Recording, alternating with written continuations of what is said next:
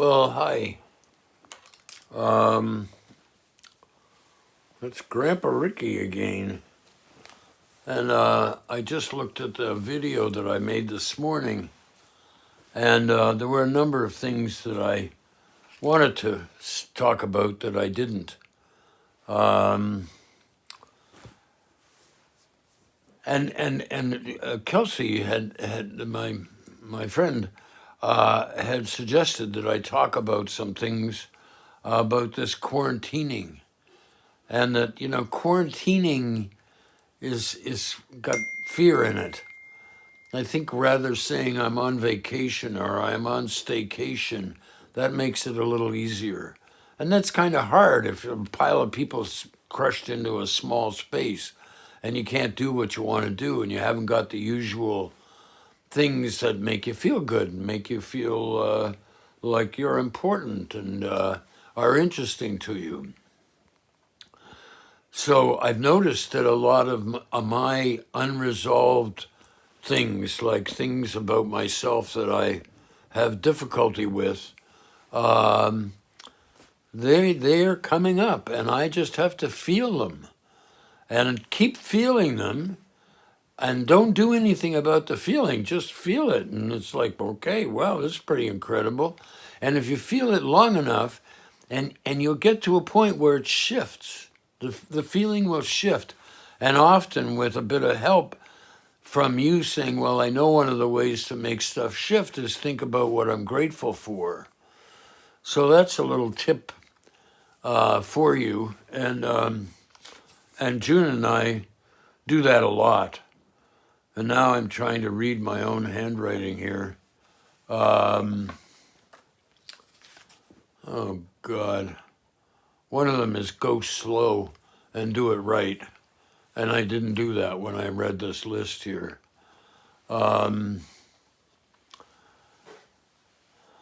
Making yourself useful really helps. Like just do something for somebody else, phone them up, or just make a funny video or something to entertain somebody else. And then you might be like me, going a little stir crazy, and June's going stir crazy. We've been on staycation for a month now, and we get in each other's hair, and so we've had to negotiate times. Like, okay, I need to be alone, and being alone may be in the same room, but it's like, don't talk to me. And here's something that might help you, and that is that when she and I have, a disagreement, or there's something that she's doing that really bugs me, we've got something we call holdbacks. And we both agreed to these rules. And so you agree to the rule that you let the other person know that you've got something to say, and they've got a choice to listen to you right now or make a time later on within 24 hours. And that's just respectful of, no, I'm pretty messed up right now. I whatever you're going to say, I can't hear you. And so the next thing is that you can't, the listener can't talk about whatever the other person said for 24 hours. And that helps the talker be relaxed that what they're saying isn't going to start a war. And by the way, you don't do this when you've had something to drink, or if you have other ways that you're altering your consciousness. This is when you're feet on the ground. And I hope I remember to talk about alcohol later, but it's really essential. Sometimes people will say something when they've even got like half an ounce of alcohol or a couple of spoonfuls of wine. That's enough to loosen things up. And so this idea of saying to somebody, hey, there's something that I want to talk with you about, and they say, okay, do you want to tell me now? And then you can say, yeah, I haven't told you lately that I love you. So it doesn't have to all be troublesome stuff. And then you could say things like, I'm paying half the rent here, and you're using up the living room because you're working at home, and I don't have a job, so the only place I've got's the bedroom, and the bathroom or the kitchen, and by the way, I'm doing a lot of the cooking, and still paying half the rent, and then when that person pauses, the person who's listening, they say, is there more? They don't say, but, and argue about it. It's like, tell me more, bring it on. And so, the person says, well, I'm beginning to be a little resentful. I don't like feeling that way. And I would like to maybe tomorrow or the next day to make some kind of a plan where we can share the space a little bit. You'll have to set your office up in the toilet or the bedroom or something like that instead of the living room. So you're negotiating, you see. And so then the person who is listening says, okay, is there more? And the person who's talking says, no.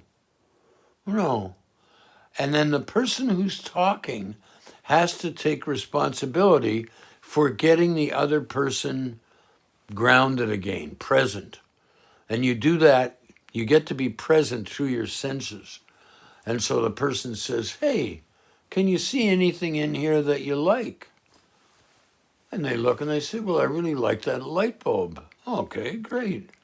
What do you smell? Well, I can't smell anything. And when somebody can't smell anything, that usually means they're kind of uptight.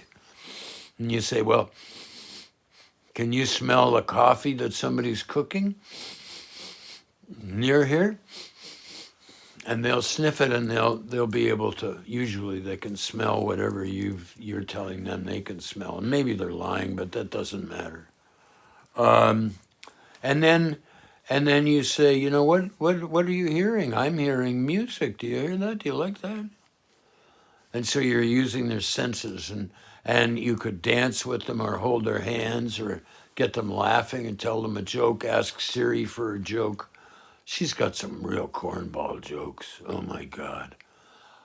And the other thing is, when you're listening and when you're speaking, try to keep your left eye looking at the listener's left eye. And if they look away, then you wait for their left eye to come back. You don't go looking for their left eye. You don't follow them. You're there. And there's a whole lot of psychological reasons why that's important. So remember, is there more when you're a listener? And when you're a listener and a talker, look left eye to left eye, and I was making too much noise. I forget what I was talking about. So I hope that these little things are useful to you. Reframe your time.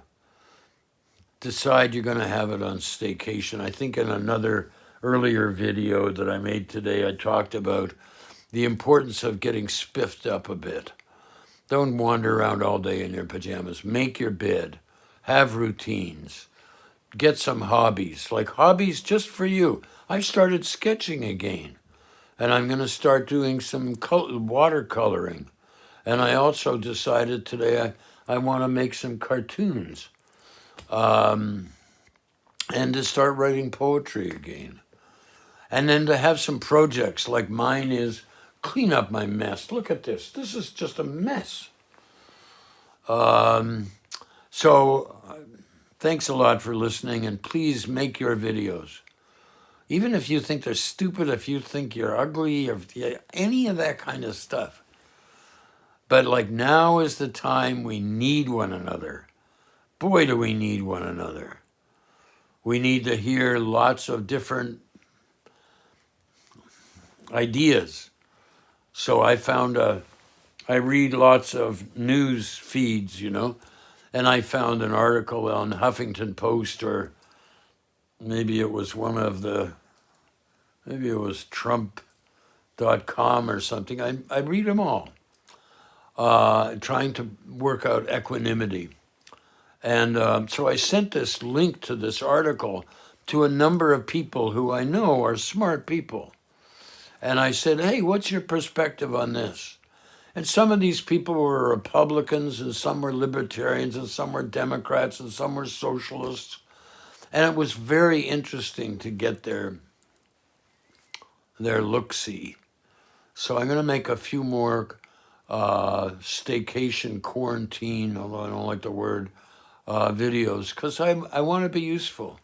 And I'm smart, and I've been around for a while, and I know some stuff that works for me. Maybe it won't work for you, but that's up to you. You find your own way.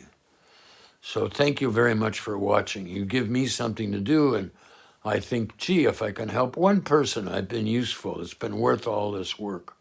So thanks a lot. Bye.